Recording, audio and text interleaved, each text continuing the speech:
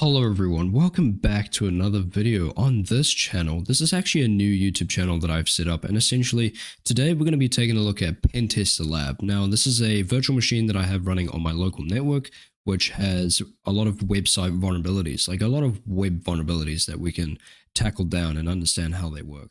And this one in particular is going to be what we call a XSS attack. So let's get straight into it. So first I'm just going to go to the web page which has these vulnerabilities. And if you ever discover these vulnerabilities, just make sure that obviously this video is for educational purposes. So whatever you see in this video is obviously for educational, purposes and content. So now let's go to the, I'm just gonna, actually I think it's called Pentesterlab.local. Or is it Pentesterlocal? Pentesterlocal, there we go. So we're going to take a look at XSS. As you can see, we've got all these other vulnerabilities, which we will be taking a look at. We will get to these vulnerabilities later. But for now, we're going to go through every single one of them, one by one, for every video that I do, so that we get past this virtual machine, right? This box called Pentesterlab. Now, this is available. You can download it, but these vulnerabilities are outdated. This is why I'm targeting it. And there's a lot of websites which still have these vulnerabilities laying around. But anyways, let's take a look at XSS. So right away, we've got a application here, which, I don't know, it just says this. And by the way, this, like I said, this is on a local network on my virtual machine. So it is not, like, you can't access this URL. Anyways, so we can see here we've got a supposable XSS vulnerability. Now, one key hint of a web application is to obviously see what it's written in. So obviously when you look at the URL, it says example.php or example1.php, anything that's PHP related. Okay, so we identified that, obviously this web application is PHP. But what I want to take a look at is the HTML. And if you don't know much about HTML, I suggest you take a look at my other channel, which I'll leave a link in the description below, where I did, a tutorial on HTML and CSS and JavaScript, and obviously that part's irrelevant. What I want to show you is, basic HTML format.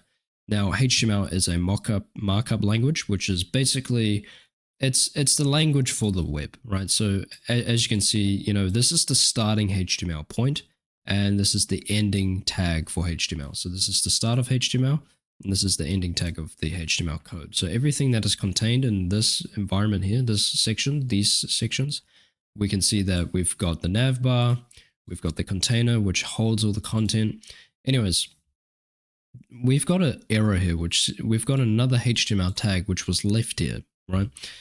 But when you open up page source code, right, people think, oh, well, you're not going to really find anything here, but actually where you should look most of the time is in the source code. So when you go page source code, you should always read the source code, because there'll be, URLs, hidden pages, links that you could access, other directories that you could easily find. So make it a habit to check the source code, because you always want to check, a website source code, to see these vulnerabilities. Anyways, we can see here that we've got a variable. So every time I change this variable here, it reflects it back onto the page, this part here, right? So what do you mean? So let's test it out. So I'll do hello Declan. See? So that's actually a variable that changes on the back end, which affects the front end. So this is kind of just reflecting, it's just reflective to the page, meaning whatever I add here doesn't change for anyone else on this web application. So it's not stored. So we've identified that. So if I enter something so random, we can see here it is just reflecting back onto the page, which is kind of interesting, because if we go back to the source code and I do the same here, how does it affect the code? Well, we can see we've obviously done that. Okay, so it doesn't really have that, what I don't know what you would call it. I don't know if it's kind of sanitization. Well, not really sanitization. It just doesn't have the, the way that they wrote the code for this is not that great, right? So we can actually inject our own code in here, which is the vulnerability. So for example, if I enter a script tag, well, actually, before I do a script tag, let's just see if I can do a simple H1 tag. So I'm going to put my name, and then this is basic HTML. So I'm just putting a heading. Now, if I do that and I scroll down here, look at that. I've just changed the code. I've added code to the application. Now, if I go back and I basically take what I've done and I just go onto the page, you can see, look at that. I've literally just changed the application. So what does that mean, Declan? It means that I can manipulate this front end of this web page to do something malicious. So let's actually do that. So if we go to here and I add a script tag. So let's add a script tag. So Declan, what is a script tag? So in JavaScript, a script tag is just a way of writing JavaScript code within HTML. So this is a script tag, which we can inject JavaScript code into. So we're going to use a JavaScript alert method function. So I'm going to use the alert method. So basically what the alert method does, it just makes a pop-up window, which we can see if it's injected properly. And if I do that, we can see here, look at that. We've literally injected a script tag. So whatever is in here, it will be injected and it will run. So when the web page loads this, it will show us that. Okay, let's see. There we go. So we can see that this is vulnerable to XSS. So that's how you know if it's vulnerable to XSS, is that if you add a script tag or if you can inject any type of HTML code and script tags, that means it's actually vulnerable to XSS. So Declan, I get that, but what else can we actually do with XSS attacks? Because I don't know much about it. Okay, well, we can do this, right? So by the way, like I said, this is reflective. It's not stored, meaning if you found a vulnerability like XSS and you inject it onto a web page, does it store it into the application? Because if it stores it on the page, right, then it will change the whole, like it'll inject that JavaScript code for everyone else that visits the website. So for example, let's say that this page had like a social media kind of format and other people would post their comments or maybe like share something, right? And you found the vulnerability in the text box and you actually inject the JavaScript code, then that would affect everyone else because it will be stored. And then you could basically steal everyone's cookie information. Cookie as in you can do a tactic called session hijacking, which is basically if you go to inspect element, and a lot of people make fun of inspect element, but it actually shows you the code, right? But more so the network tab. If you actually refresh, you can see the network request that's being happened. So, and it's very good because you can also see like the PHP version, you can search it up, it might have a vulnerability, you can also see the server and it's a Linux machine. So it really does help a hacker, identify these vulnerabilities and systems. So anyways, what I wanted to show you was the cookie. So if we go here, we don't have any cookie data. So what is a cookie? So when you create an account, when you create something like an account on, I don't know, let's just say, then sometimes, or like when you sign up to, let's say like a news article website or a website which requires you to sign up, essentially it will create a cookie, right? A session cookie, right? And basically when you log into the account, you have your own cookie. And if anyone actually has your cookie, they can actually log into your account without the need to have your password, like username or password. So for example, if I just create a cookie value here, so you can see, look, this is the cookie.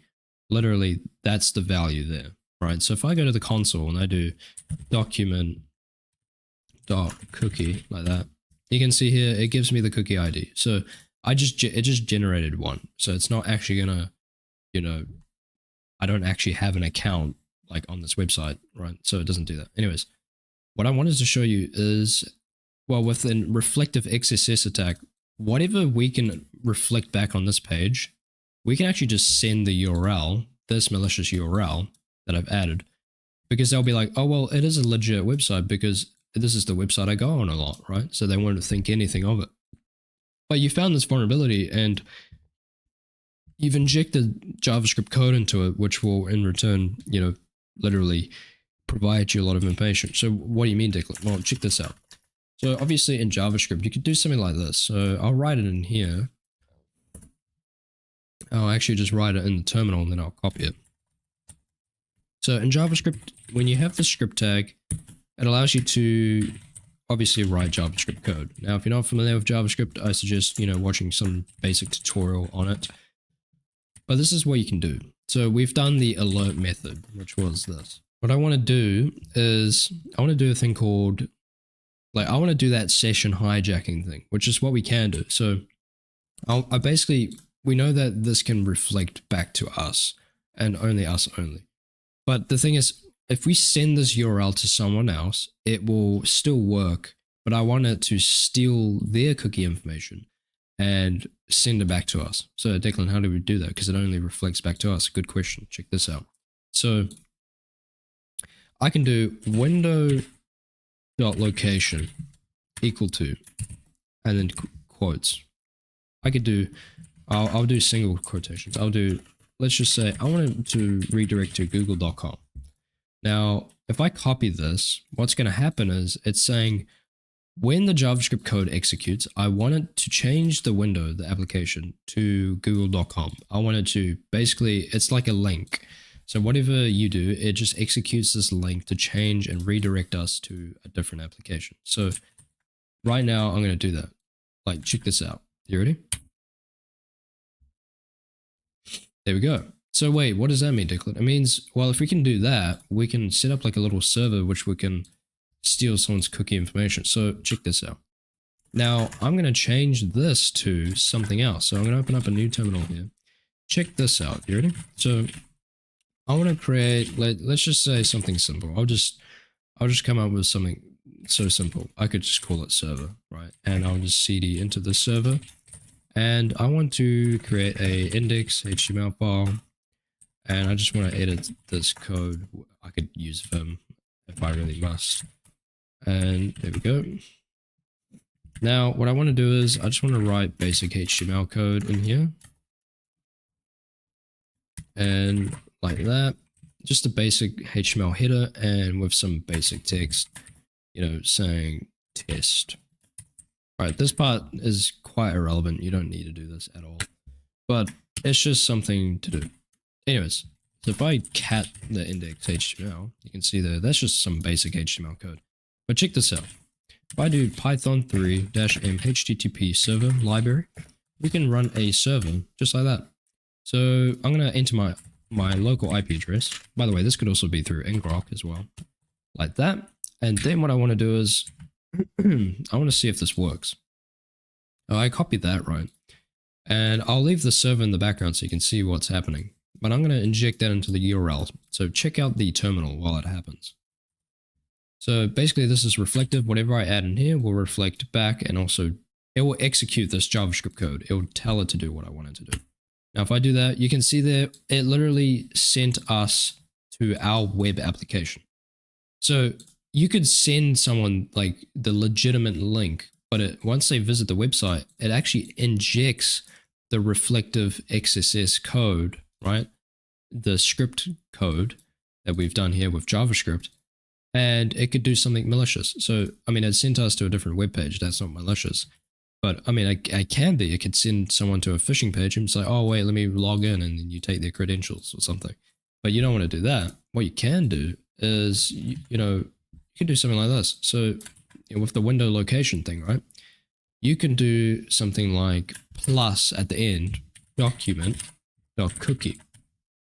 And this will send back us the cookie information, but it doesn't always work, right? I've tested it out on this application before. It doesn't really work as what you expect it to be, but it will work if you do it on if you actually find like a page that's vulnerable. But let's just say I do values equal to and then plus document.cookie. Essentially, once this code executes onto the web page when they visit the URL as a reflective part, because the only thing we're changing is in this parameter. So whatever we enter here reflects back onto the page. So we've executed and we have added JavaScript code to do this, to change it to our web server application, but to also give us the cookie. So give us their cookie. So whoever visits the link and already has an account signed in, it gives us their cookie, which means we can log into their account just with their cookie, and their cookie information would show up, and then we could take it and use it. Now, it's not working now, of course, because this isn't an actual application that has this set up, but that would work. But the vulnerability is the fact that we can enter JavaScript code in here, but that you shouldn't even be able to do that. So it's completely flawed. So we can add JavaScript code here to do a lot of things. But like I said, it's only reflective, meaning If I just completely remove that now and I go back to, you see the code's gone. So it's only that anything that you add in this parameter, it just reflects back onto the page. You don't want to do that. But anyways, that was XSS, the very first video on XSS. And if you found this helpful, please leave a like and subscribe, and I'll see you in the next video on XSS. Thank you for watching.